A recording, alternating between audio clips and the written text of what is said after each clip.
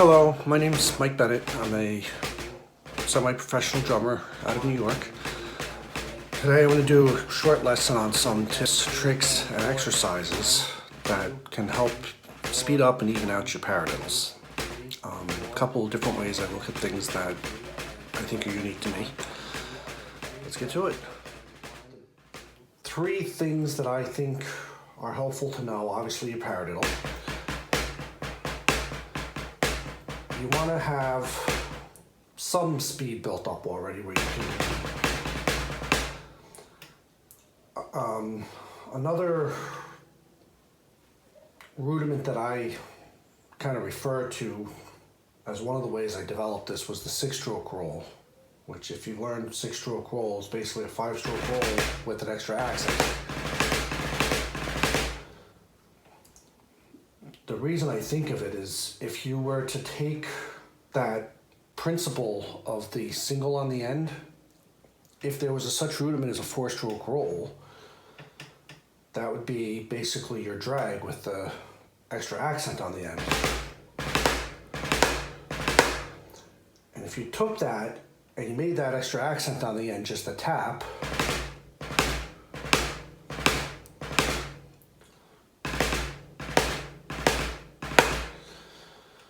you have the same formula as your paradiddle. One of the other principles that I put into my thinking of paradiddles in early studies started with the Mahler method, where it's whip-like motion with a tap on the way up.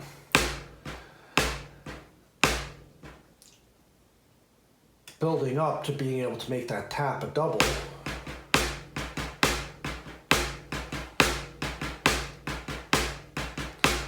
Is something you can think about. Now, what I found the most effective for me was the thinking of like a drag with a tap on the end.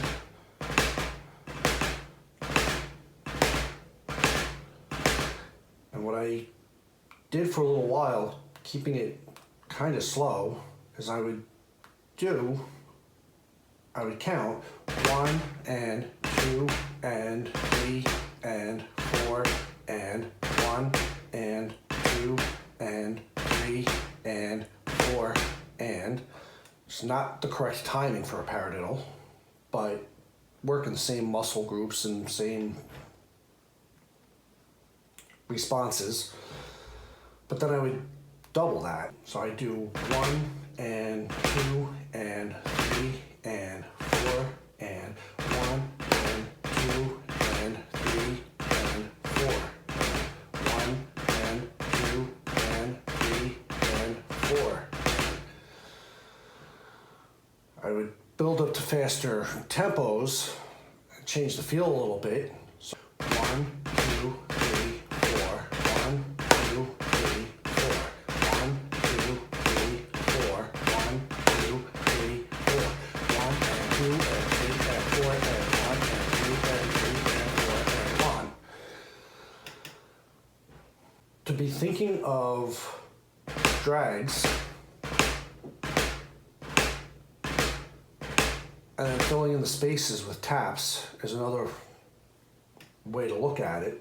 Is you could be thinking 1E and 2E and 3E and 4E and 1E and 2E and 3E and 4E and 1E and 2E and 3E and 4E and 1E and 2E and 3E and 4E and 1E and 2E and 3E and 4E and 1E and 2, 3, 4. 1, 2, 3, 4. Faster, it's easier to think 1, 2, 3, 4, 1, or 1, 2, 3, 4, 1, 2, 3, 4, 1, 2, 3, 4, 1, 2, 3, 4, 1, 2, 3, 4, 1, 2, 3, 4, 1, 2, 3, 4, 1, 2, 3, 4, 1, 2, 3, 4,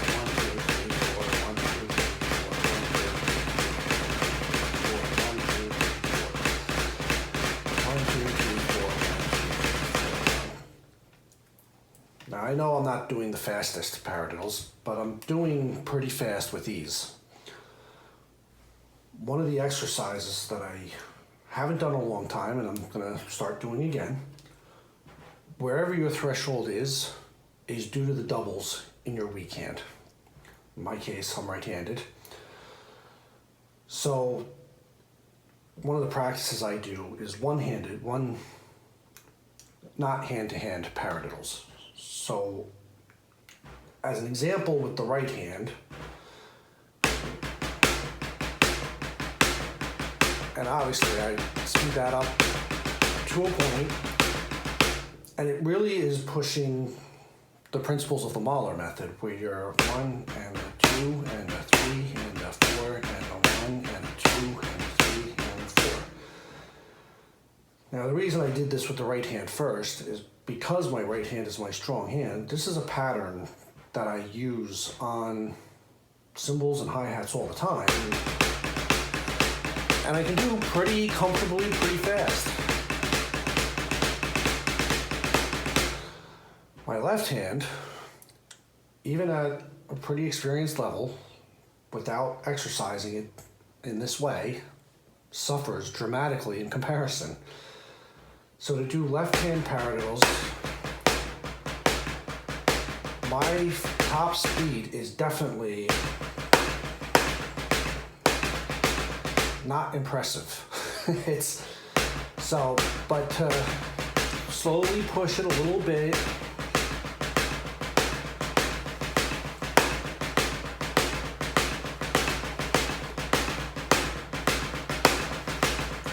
I even catch myself doing the main point of the exercise wrong, is to try and concentrate on the primary stroke and a bounce on the way up. And just putting the tap in as a space keeper mainly.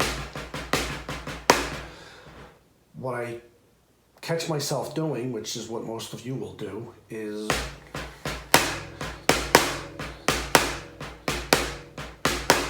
and that's defeating the purpose of it. You're trying to work on the finger controlling the bounce.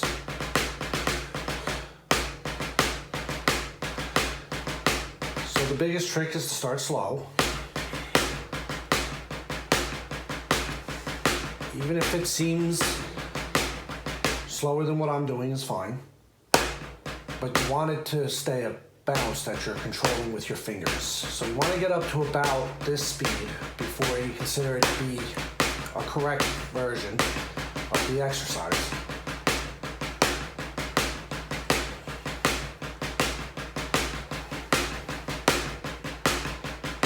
You probably caught in there. I caught myself doing it wrong and corrected it.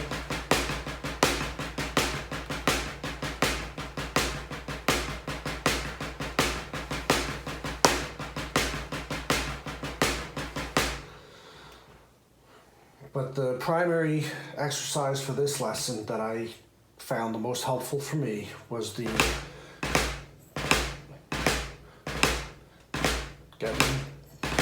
practicing just putting a tap on the end.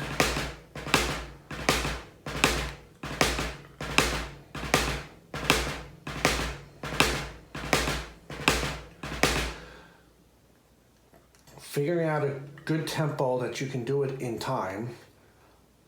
I figure for me it was about 1, 2, 3,